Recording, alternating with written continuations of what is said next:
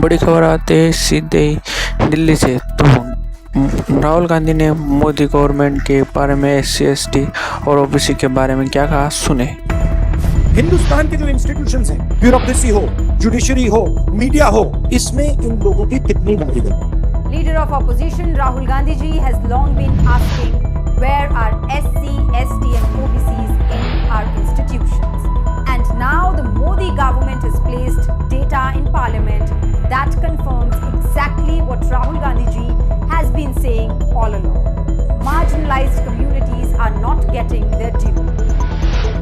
In central universities, 83% of professor posts reserved for STs are lying vacant. 80% for OBCs and 64% for SCs.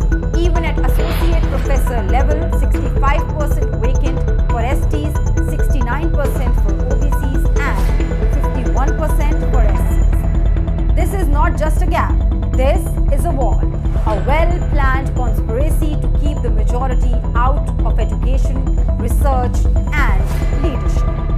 Rahul Gandhi ji is right when he says the country must be run by the constitution, not by the ideology of Manwad. And that starts with giving the majority their rightful place in classrooms, in courts, in the corridors of power. Because without representation, there can be no justice. And without justice, there is no democracy. दूसरी खबर आते हैं सीधे ही राहुल गांधी से। तो राहुल गांधी ने election के commission और प्रूफ क्या किया, देखिए खबर सुनिए। सिर्फ बिहार की बात नहीं, महाराष्ट्र में इन्होंने चीटिंग की, कर्नाटक में हमने भयंकर चोरी पकड़ी। Yes, elections are being stolen in India. And no, this isn't speculation, it's a fact. The very institution meant to protect democracy, it's no longer conducting elections. It's contesting them for the BJP. And here's how. हमने सवाल पूछे election commission को, voter list दिखाइए, इन्होंने voter list नहीं दिखाई, videography का कानून बदल दिया और इलेक्शन चोरी। कर्नाटक में हमने भयंकर चोरी पकड़ी। मैं ब्लैक एंड व्हाइट में आपको दिखाऊंगा, इलेक्शन कमीशन को दिखाऊंगा। This isn't just a charge. It's backed by proof. Proof of an election system quietly manipulated from within. तो एक कंस्टिट्यूएंसी ने हमने पूरी वोटर लिस्ट ली, उसको डिजिटल फॉर्मेट किया, 6 महीने लगे हमने, मगर हमने सारा का सारा मतलब इनका सिस्टम निकाला। ये कैसे करते हैं, कौन वोट करता है, कहाँ से वोट होता है, कैसे नए वोटर बनते हैं, पूरा का पूरा हमें मालूम है। And now that the old tricks are being exposed, the BJP and Election Commission have cooked up a new one. SIR, Special Intensive Raid. A dirty tactic used in Bihar to erase the votes of Dalits, OBCs, Adivasis and minorities. और अब इन्होंने क्या किया है कि अब हम बिहार का पूरा सिस्टम नए तरीके से करेंगे, वोटर डिलीट करेंगे और नए तरीके से वोटर लिस्ट करेंगे। हिंदुस्तान में इलेक्शन चोरी किए जा रहे हैं, ये रियलिटी है, चोरी नहीं। They thought they could get away with it scot-free, but the truth is making noise. This isn't just warning, it's the beginning of their unmasking. And I want to send a message to Election Commission. Yes, sir. If you think you're going to get away with this, if your officers think you're going to get away with this, you're mistaken. You're not going to get away with it because we are going to come for you. तो तीसरी खबर आते हुए राहुल गांधी जी के सामने कांग्रेस के नेता ने जबरदस्त भाषण देते हुए योद्धा श्री राहुल गांधी, श्री राहुल गांधी देश के विभिन्न कोने से यहाँ पर पधारे सामाजिक न्याय के योद्धागण यहाँ पर पधारे हैं। माननीय राहुल गांधी जी का मैं विशेष धन्यवाद देना चाहता हूं इस मौके पर। सर, आज आपने कहा कि हम में जागरूकता नहीं थी। मैं विशेष धन्यवाद देना चाहता हूं माननीय राहुल गांधी जी का कि ना सिर्फ इन्होंने जागरूकता जाहिर की है, बल्कि हम में एकता का संचार करने का भी काम किया है। ऐसे न्याय योद्धा को मैं मानता हूं कि ना सिर्फ यहां हमारे बैठे लोग बल्कि हमारी पुश्तें माननीय राहुल गांधी जी को इस जागृति के लिए और एक करने के लिए याद करेगी। और यहां से जो आज ये सम्मेलन हुआ है ये एक आंदोलन के रूप में आगे बढ़ेगा। बहुत बहुत धन्यवाद आप सभी का। जय हिंद, जय Bharat. I really congratulate for this revolutionary movement in the Congress history. Congress liberated us, particularly the OBCs, Dalits, Adivasis from the British. Mahatma Gandhi, Jawaharlal Nehru, Sardar Vallabhbhai Patel and Ambedkar liberated us from the oppressive British. But after that, there was no leader of national stature, international stature to liberate us from the caste oppression of RSS BJP type. And once this RSS BJP have come to power, ruled for 11 years, all the OBCs started going into that oppressor's fold, that oppress us more, we will be slaves. I was crying in my bed and I was listening Rahul Gandhi speaking about the country and the nation. In 2021, in this hall, women and men, we were just few hundreds here from the Congress party fold. Some intellectuals and party leaders, we have started this revolutionary movement in OBC. And I thought in 21st century, if there is no single leader who can liberate us from this bloody caste which destroyed us, we will not be liberated because Modi-like leader has come to destroy us. And I found Rahul Gandhi is the only leader who can liberate us from this oppressive, destructive caste system. Today he started steps. His first step was Bharat Jodo Yatra. His second step was Bharat Jodo Nyaya Yatra for ourselves. And the third step, wherever Congress is power, he started getting caste census done. This was historic, and I am the vice chairman of the expert committee that Congress government appointed.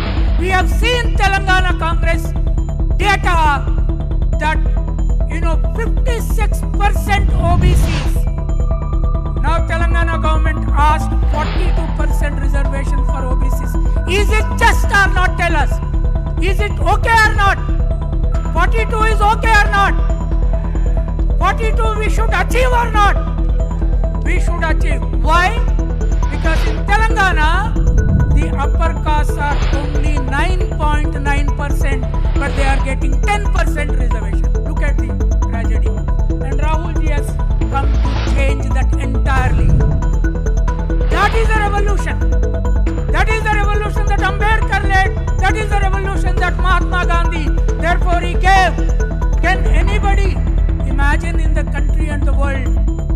And I think BJP RSS never imagined a person born in Motilal Nehru family, Jawaharlal Nehru family would give a slogan one day, Jai Bapu, Jai Bhim and Jai Samvidhan.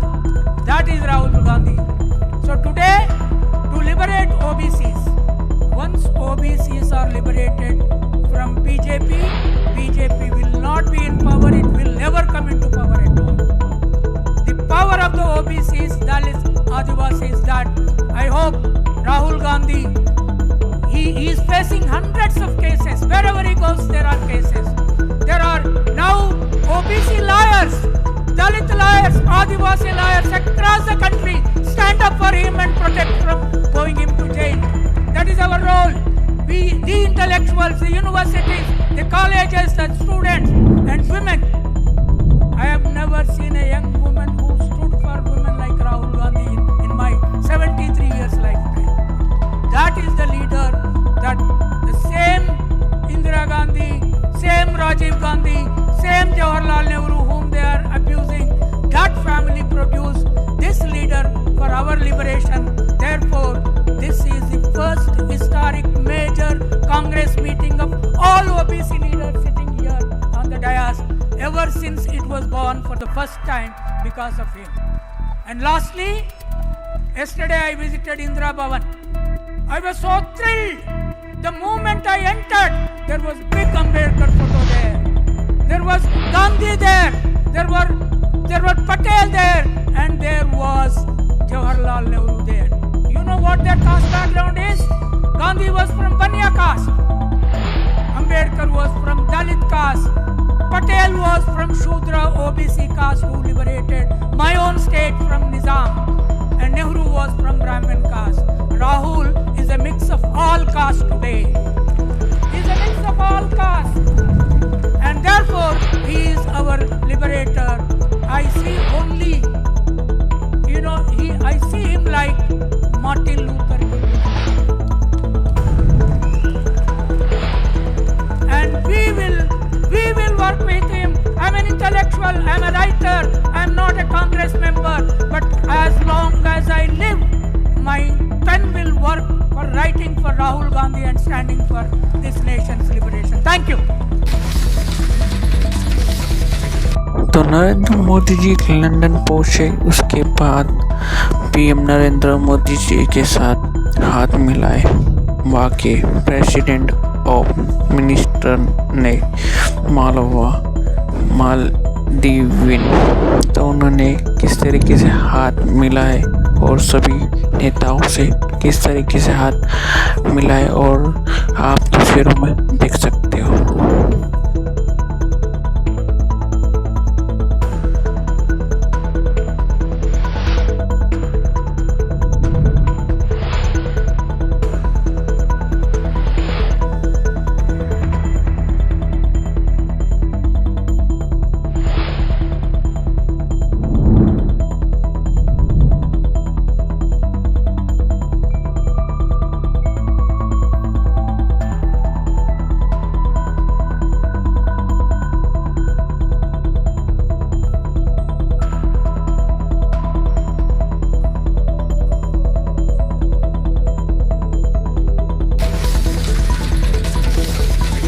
तो नरेंद्र मोदी जी ने London में अपने भाषा में और कुछ अपने भाषा में मौजूद अध्यक्ष और मुइज मालदीव्स तो कुछ क्या शब्द में क्या कहा, तो सुने खबर।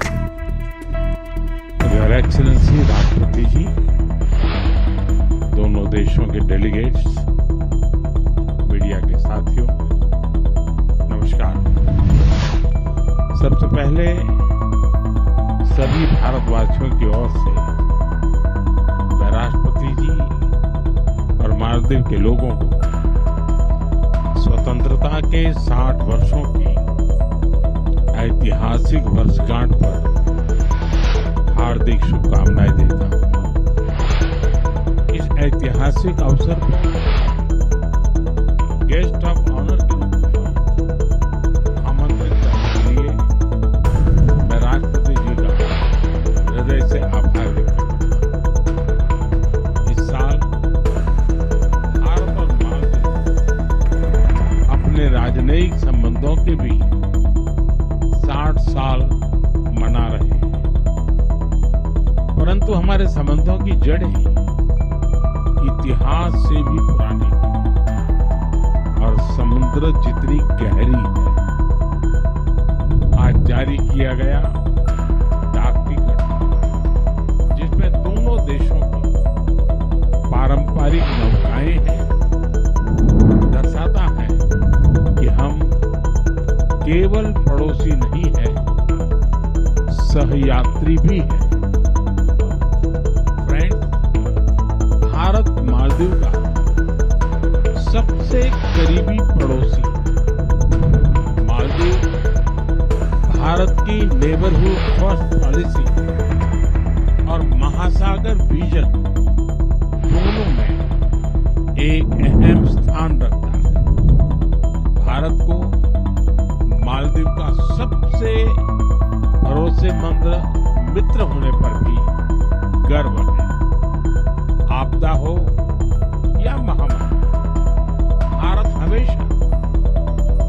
फर्स्ट रिस्पॉन्डर बनकर साथ खड़ा रहा। एसेंशियल कमोडिटीज उपलब्ध कराने की बात हो या कोविड के बाद अर्थव्यवस्था को संभालना, भारत ने हमेशा साथ मिलकर काम किया है। For us it is always friendship first. Friend, पिछले साल अक्टूबर में राष्ट्रपति जी की भारत यात्रा के दौरान हमने व्यापक आर्थिक और समुद्री सुरक्षा साझेदारी का विजन साझा किया था। अब यह रियलिटी बन रहा है और उसी का परिणाम है कि हमारे संबंध नई ऊंचाइयों को छू रहे हैं। कई सारी परियोजनाओं का लोकार्पण संभव हुआ। भारत के सहयोग से बनाए गए 4,000 सोशल हाउसिंग यूनिट्स अब मालदीव में कई परिवारों के लिए नई शुरुआत बनेगी, नया आशियाना होगी। Greater Male connectivity project, Addu road development project और रीडेवलप किए जा रहे हनी माधु अंतर्राष्ट्रीय हवाई अड्डे से ये पूरा क्षेत्र एक महत्वपूर्ण ट्रांजिट और आर्थिक केंद्र बनकर उभरेगा।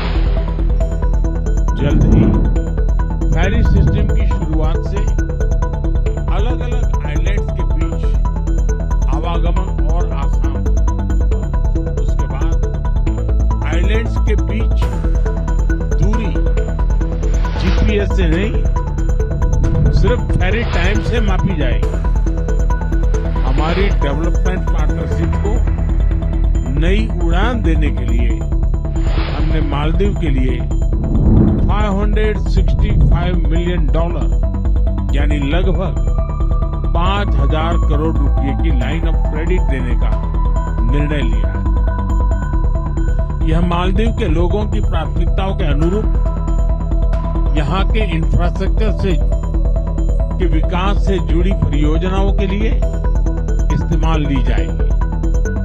फ्रेंड्स, हमारी आर्थिक साझेदारी को गति देने के लिए हमने कई कदम उठाए। आपसी निवेश को गति देने के लिए हम शीघ्र ही बायलैटरल इन्वेस्टमेंट ट्रीटी फाइनलाइज करने की दिशा में काम करेंगे। फ्री ट्रेड एग्रीमेंट पर भी बातचीत शुरू हो गई है। अब हमारा लक्ष्य है from paper work to prosperity. Local currency settlement system से रुपये और रुपया में सीधे व्यापार कर सकेंगे। जिस रफ्तार से यूपीआई को मालदीव में बढ़ावा मिल रहा है, इससे टूरिज्म और रिटेल दोनों को ताकत मिलेगी। फ्रेंड्स, रक्षा और सुरक्षा क्षेत्र में आपसी सहयोग आपसी विश्वास का परिचायक है। रक्षा मंत्रालय की बिल्डिंग, जिसका आज उद्घाटन किया जा रहा है, यह ट्रस्ट की कंक्रीट इमारत है। हमारी मजबूत साझेदारी का प्रतीक है। हमारी साझेदारी अब वेदर साइंस में भी होगी। मौसम चाहे जैसा हो, our friendship will always remain bright and clear. Maldives की रक्षा क्षमताओं के विकास में भारत निरंतर सहयोग देता रहेगा। हिंद महासागर क्षेत्र में शांति, स्थिरता और समृद्धि हमारा साझा लक्ष्य है। कोलंबो सिक्योरिटी कॉन्क्लेव में साथ मिलकर हम रीजनल मैरीटाइम सिक्योरिटी को मजबूत बनाएंगे। क्लाइमेट चेंज हम दोनों के लिए बड़ी चुनौती है। हमने तय किया है कि रिन्यूएबल एनर्जी को बढ़ावा देंगे। इस क्षेत्र में भारत अपना अनुभव मालदीव के साथ साझा करेगा।